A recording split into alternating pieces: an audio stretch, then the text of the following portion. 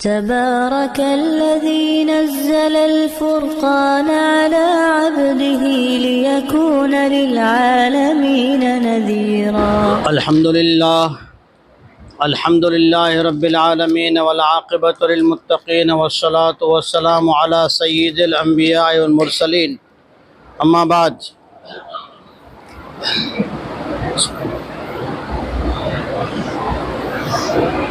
گزشتہ مرتبہ جو نکاح کے معاملے میں آخری باتیں آئی تھی کہ بہتر تو یہ ہے کہ آدمی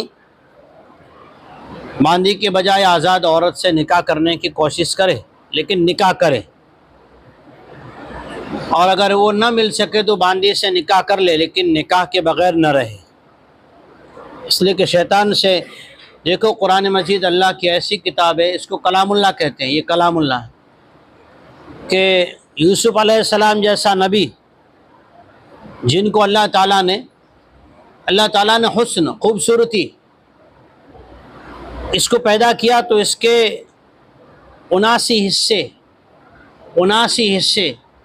اس میں سے ایک حصہ لے کر اور اس کے 2 حصے کیے.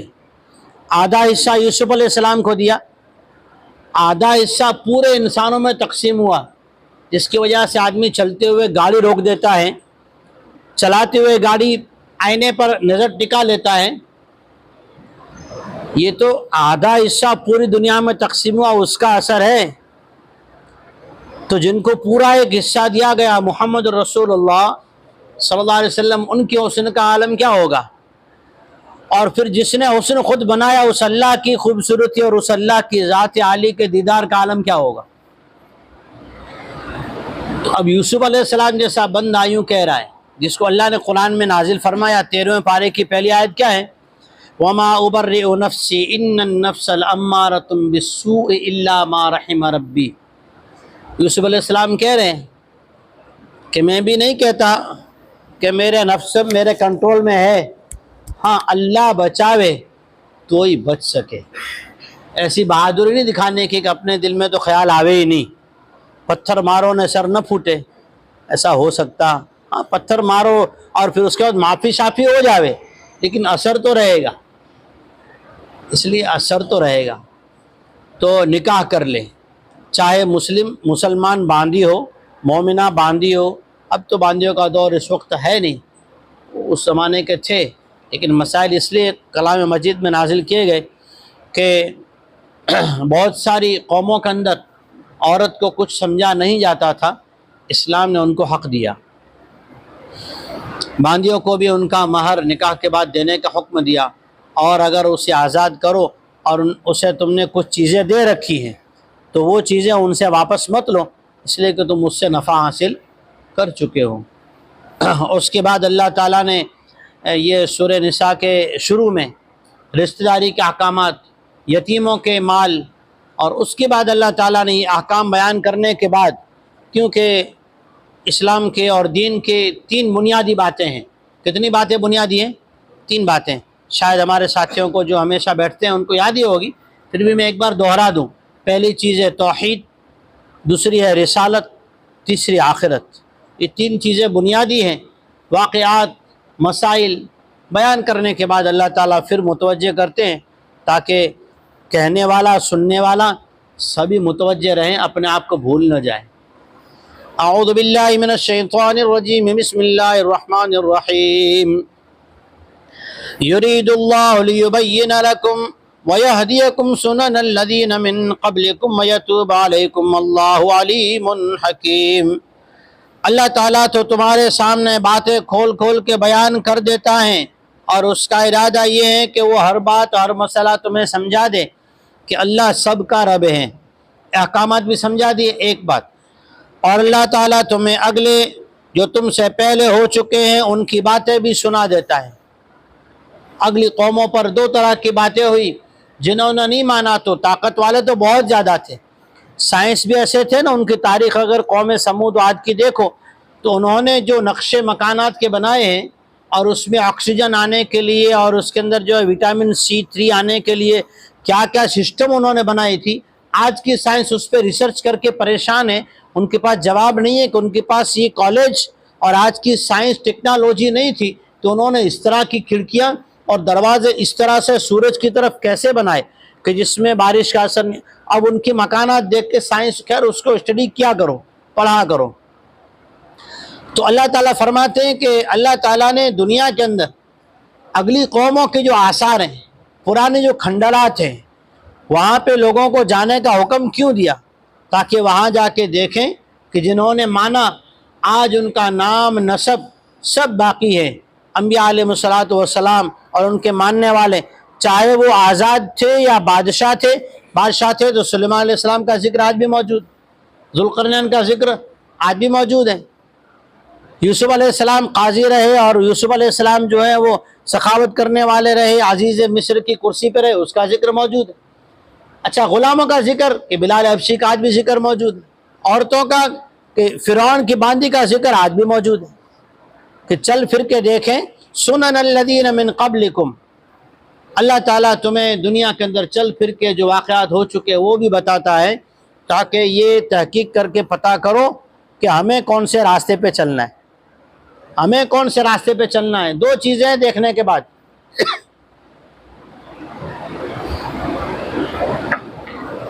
ایک وہ محلات اور کھنڈرات ہیں جن کے پیچھے لوگوں نے زندگیاں برباد کر دی، اور ایک وہ ہیں کہ جنہوں نے آخرت کے پیچھے زندگی لگا دی، ان کے نام نسب باقی ہے جنہوں نے آخرت کے پیچھے لگائی، ان کا نام و نشان نہیں ہے جنہوں نے پتھروں کے پیچھے لگائی۔ اللہ فرماتے ہیں وَيَهْدِيَكُمْ سُنَنَ الَّذِينَ مِن قَبْلِكُمْ، اللہ تعالیٰ تمہیں اگلی تم سے پہلے والے لوگوں کے واقعات اور ان کی کہانیاں، ان کی حالات بھی سناتا ہے۔ وَيَتُوبَ عَلَيْكُمْ، اللہ تعالیٰ تمہیں معاف بھی کرتا ہے۔ اللہ تعالیٰ بندوں کی طرف متوجہ بھی ہوتا ہے کہ اگر ان کو دیکھ کر کسی کو احساس پیدا ہو جائے، توبہ کر لے، آخرت کی فکر میں آ جائے، اپنے آپ کو پہچان لے کہ بنا مٹی سے، جانا مٹی میں، اٹھنا مٹی سے، تو پھر انسان جو ہے پتھر کے پیچھے نہیں بلکہ مٹی سے بنے ہوئے کے پیچھے محنت کرے گا، اور وہ خود ہے جو مٹی سے بنا ہوا ہے۔ واللہ علیم حکیم، اللہ تعالیٰ جانتا ہے کہ انسان کی فطرت ہے کہ وہ چیزوں کو دیکھ کر اثر لیتا ہے، انسان دکھی انسان کو دیکھ کر اثر لیتا ہے، جانور اثر لے لیتا ہے، جانور کسی دکھی کو دیکھ کر اثر لے لیتا ہے، تو پھر انسان تو اشرف المخلوقات ہے۔ اللہ جانتا ہے، حکیم حکمت والا ہے، اسی لیے اللہ تعالیٰ نے ان کے آثار کو، ان کے نشانیوں کو، ان کے مکانات کو، ان کی بنائی ہوئی چیزوں کے اثرات کو باقی رکھا ہے، تاکہ قیامت تک آنے والے انسان ان سے عبرت حاصل کرتے رہیں۔ واللہ یرید ان یتوب علیکم ویرید الذین یتبعون الشہوات ان تمیلوا میلا عظیما، اور اللہ تعالیٰ تو یہ چاہتا ہے کہ تمہاری طرف اپنی توجہ کر دے، جیسے ترمذی شریف پہ ہے جب رات کا پاو حصہ گزر جاتا ہے تو اللہ رب العالمین آسمان دنیا پر ایک خاص طرح کی تجلی فرمانے کے بعد اعلان کرتے ہیں کہ ہیں کوئی سوال کرنے والا، مانگنے والا، اس کی مانگ پوری کر دوں، سوال پورا کر دوں، ہے کوئی رزق طلب کرنے والا، اسے رزق دے دوں، ہے کوئی ایسا جو گناہوں کی معافی چاہے تاکہ اسے میں معاف کر دوں، ہے کوئی ایسا مصیبت زدہ جو دکھوں کے اندر بالکل فٹ ہو گیا ہو، اسے میں اس میں سے راستہ نکال کے دے دوں، انا حل میں مبتل انا وافیہ، تو یہ اللہ تعالیٰ جو ہے خاص توجہ فرماتے ہیں ایسے بندوں کی طرف جو اپنی آخرت کو سوچنے کے لیے اللہ کی طرف متوجہ ہو جائے۔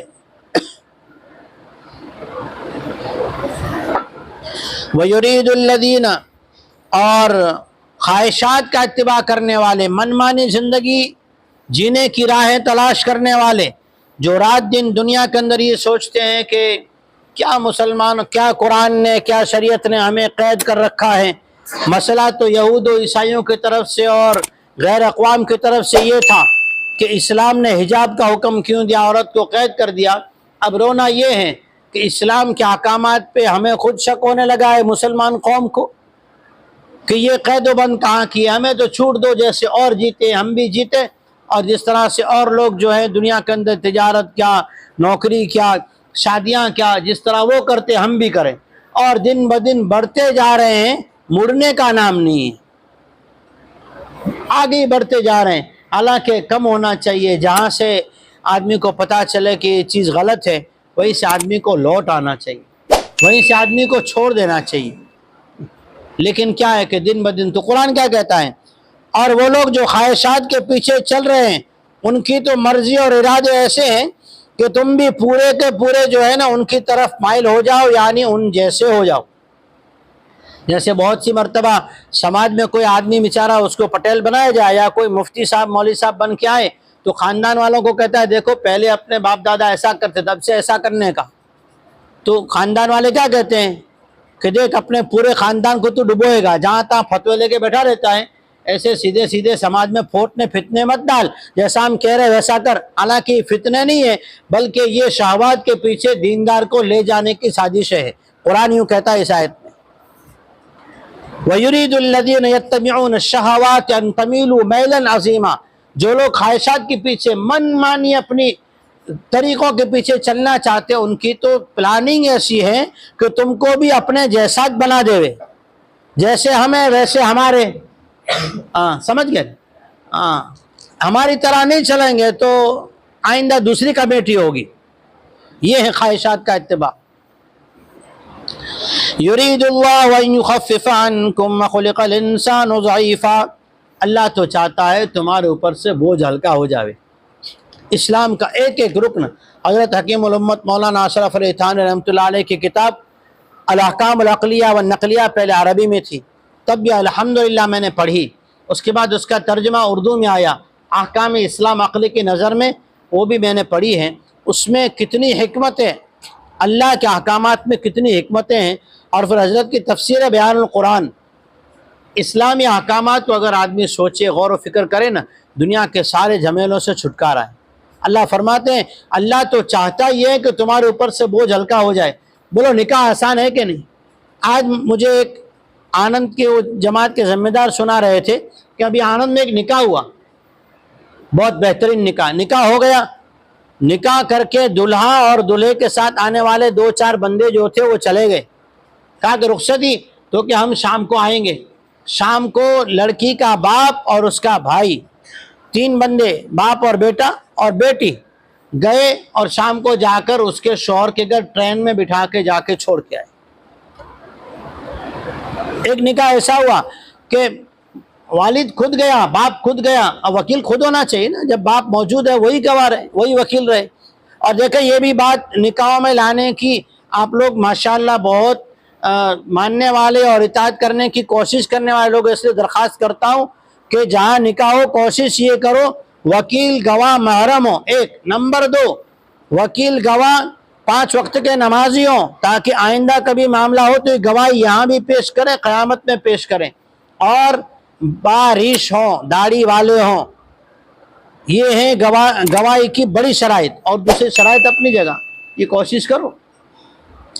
اللہ تعالیٰ تو یہ چاہتا ہے کہ احکامات کی وجہ سے تمہارے اوپر آسانی کر دے، ہم سب پر۔ وَخُلِقَ الْإِنسَانُ ضَعِيفًا، انسان تو پیدا کمزور ہوا ہے، اس لیے احکامات بھی کیسے ہیں؟